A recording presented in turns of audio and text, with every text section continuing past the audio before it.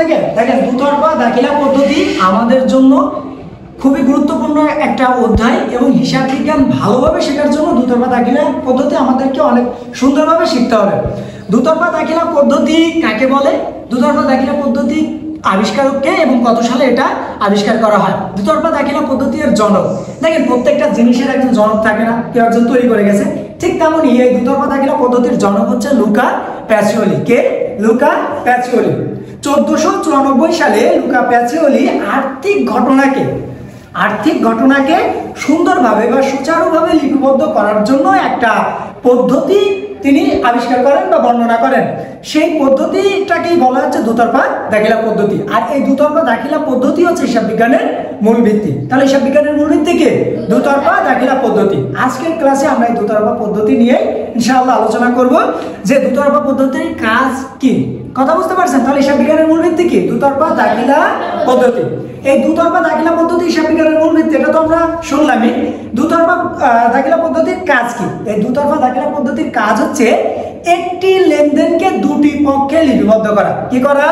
একটি লেনদেনকে দুটি পক্ষে কি করা? লিপিবদ্ধ করা। দুতরফা দাখিলা পদ্ধতির কাজ কি? একটি লেনদেনকে দুটি পক্ষে লিপিবদ্ধ করা। আর এই দুটি পক্ষে লিপিবদ্ধ করার জন্য আমাদেরকে আগে একটু অন্য বিষয় জানতে হবে, সেটা হচ্ছে হিসাব। কি জানতে হবে? হিসাব। আমরা জানি হিসাব কত প্রকার? হিসাব কত প্রকার? লিখেন হিসাব 5 প্রকার। হিসাব কত প্রকার? হিসাব 5 হিসাব 5 প্রকার। হিসাব কত প্রকার? 5 প্রকার। এটা আমাদের দুতরফা দাখিলা পদ্ধতি করার জন্য একটা গুরুত্বপূর্ণ ভূমিকা পালন করবে। তাহলে হিসাব কত প্রকার? 5 প্রকার আধুনিক পদ্ধতিতে। দেখেন একটি আপনারা যেভাবে পারেন লিখতে পারেন, যেমন আয়, তারপরে ব্যয়, তারপরে আসে হচ্ছে আমাদের জন্য কি? দায়, তারপরে আসে আমাদের জন্য সম্পদ। আর আসে হচ্ছে 5 নম্বরে কি আসে? মালিকানা সত্ত্ব। মালিকানা সত্ত্ব। দেখেন দুতরফা দাখিলা পদ্ধতি করার সময় আমাদেরকে এই বিষয়গুলো আগে জানতে হবে যে সম্পদ, আয়, ব্যয়, দায়, মালিকানা সত্ত্ব এটা কখন কি হয়। আমরা কি জানি? আমরা জানি আয় যদি বাড়ে, আয় বাড়লে কি হয়? আয় বাড়লে কি হয়? ক্রেডিট হয়। আয় বাড়লে কি হয়? ক্রেডিট হয়। একদম মুখস্থ করে ফেলবেন। আয় বাড়লে কি হয়? ক্রেডিট হয়। আর আয় যদি কমে, আয় কমলে কি হবে? আয় কমলে ডেবিট হবে। আয় কমলে কি হবে? ডেবিট হবে। ঠিক তেমনি ব্যয় যদি বাড়ে, ব্যয় বাড়লে কি হবে? ব্যয় বাড়লে ডেবিট। ব্যয় বাড়লে কি হবে? ডেবিট। আর ব্যয় যদি কমে যায়, ব্যয় কমলে কি হবে? ব্যয় কমলে ক্রেডিট হবে। ব্যয় কমলে কি হবে? ক্রেডিট হবে। ঠিক তেমনি যদি দায় আমাদের বাড়ে, দায় বাড়লে কি হবে? দায় বাড়লে ক্রেডিট। আর দায় যদি কমে যায় তাহলে দায় কমলে ডেবিট। ক্লিয়ার? দায় কমলে কি হবে? ডেবিট। আর সম্পদও মনে আছে, সম্পদ বাড়লে কি হবে? সম্পদ বাড়লে ডেবিট। আর সম্পদ যদি কমে যায়, সম্পদ কমলে কি হবে? ক্রেডিট। সম্পদ কমলে কি হবে? ক্রেডিট হবে।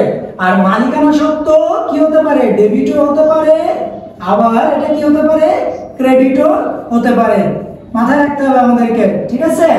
তাহলে যখন আমরা দুতরফা দাখিলা পদ্ধতি করব তখন আমাদেরকে আগে এই হিসাবটা একটু জানতে হবে। বিস্তার পরিসরে না জানলেও আমাদের জানতে হবে যে আয় বাড়লে কি হয় বা আয় কমলে কি হয়, তারপরে ব্যয় বাড়লে কি হয় বা ব্যয় কমলে কি হয়, দায় বাড়লে কি হয় বা কমলে কি হয়, এই বিষয়গুলো আমাদেরকে জানতে হবে। তাহলে একবার আমার সাথে বলার চেষ্টা করেন, আয় যদি বাড়ে কি হবে? আয় বাড়লে ক্রেডিট, আয় কমলে ডেবিট, দায় বাড়লে কি হবে? দায় বাড়লে ক্রেডিট, আর দায় কমলে ডেবিট, ব্যয় বাড়লে ডেবিট, ব্যয় কমলে ক্রেডিট, সম্পদ বাড়লে ডেবিট, সম্পদ কমলে ক্রেডিট। আর মালিকানা সত্ত্ব হিসাব কি হতে পারে? ডেবিটও হতে পারে, ক্রেডিটও হতে পারে। কথা বুঝতে পারছেন? তাহলে দুতরফা দাখিলা পদ্ধতির কাজ কি মনে আছে তো? দুতরফা দাখিলা পদ্ধতির কাজ কি? একটি লেনদেনকে কি করতে হবে? দুটি পক্ষে লিপিবদ্ধ করতে হবে। একটা হচ্ছে ডেবিট আর একটা ক্রেডিট। এখন প্রশ্ন আসতে পারে না, স্যার ডেবিট কাকে বলে বা ক্রেডিট কাকে বলে? প্রশ্ন আসে কি আসে না? ডেবিট কাকে বলে? হিসাবে দেখেন আমাদের এটা কোন হাত? এটা কোন হাত? ডান হাত। আর এটা বাম হাত। ডান হাত, বাম হাত।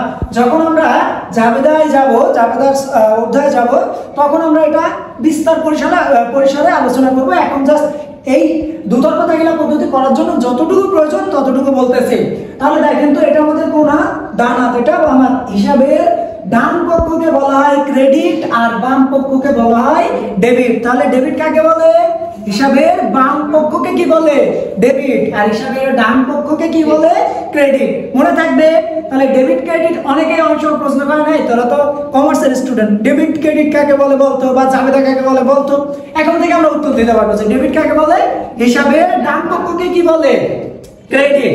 আর বাম পক্ষকে কি বলে? ডেবিট। আপনি আপনার হাতের কথা মাথায় রাখলেই মনে থাকবে আপনার যে এটা আমার এই বাম হাত ডেবিট আর ডান হাত কি?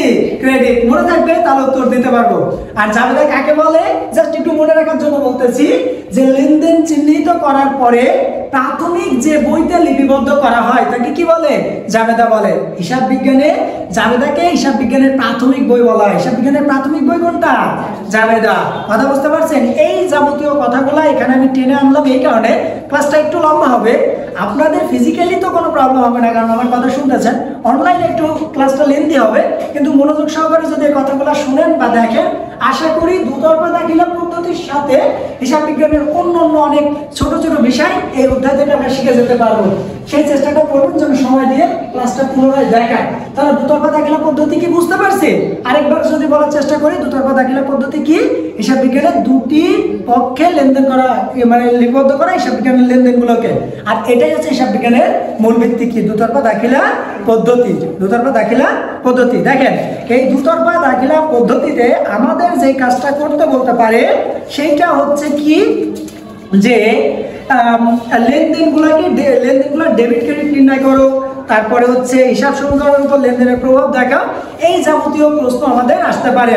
আশা করি দুতরফা দাখিলা পদ্ধতির বেসিক যে কথাবার্তা বা যেটা আমাদের প্রয়োজন সেটা সকলে বুঝতে পারছেন। কারো কি কোনো প্রশ্ন আছে? দুতরফা দাখিলা পদ্ধতি কাকে বলে বা এটা কি? কোনো প্রশ্ন আছে কারোর? ওকে। এইখানে যদি বুঝতে কোনো প্রবলেম হয় বাসায় যে অঙ্ক করার সময়, তখন আশা করবো এখান থেকে দেখবেন একটু লেন্দি আছে, মনে করবেন স্যার ক্লাস দিচ্ছে, ফোনে ছেড়ে দেবেন ক্লাসটা, যে স্যার ক্লাস দিচ্ছে ওইভাবে দেখবেন, আর তাহলে দেখবেন যে সব কথাগুলো আবার শুনতে পাচ্ছেন। ওকে, পরবর্তী ক্লাসে ইনশাআল্লাহ দুতরফা দাখিলা পদ্ধতির উপরে আমরা অঙ্ক বা ম্যাথ সলিউশন করার চেষ্টা করবো, সমাধান করার চেষ্টা করবো। আজকে এ পর্যন্ত, কারণ অনেক লেন্দি ক্লাস অনলাইনে বা কেউ দেখতে যাবে না, বোরিং লাগতে পারে, এজন্য এই পর্যন্ত। আমরা পার্ট আকারে নিয়ে আসবো, পরবর্তীতে ম্যাথ নিয়ে ইনশাআল্লাহ ক্লাস হবে। ওকে, আল্লাহ হাফেজ।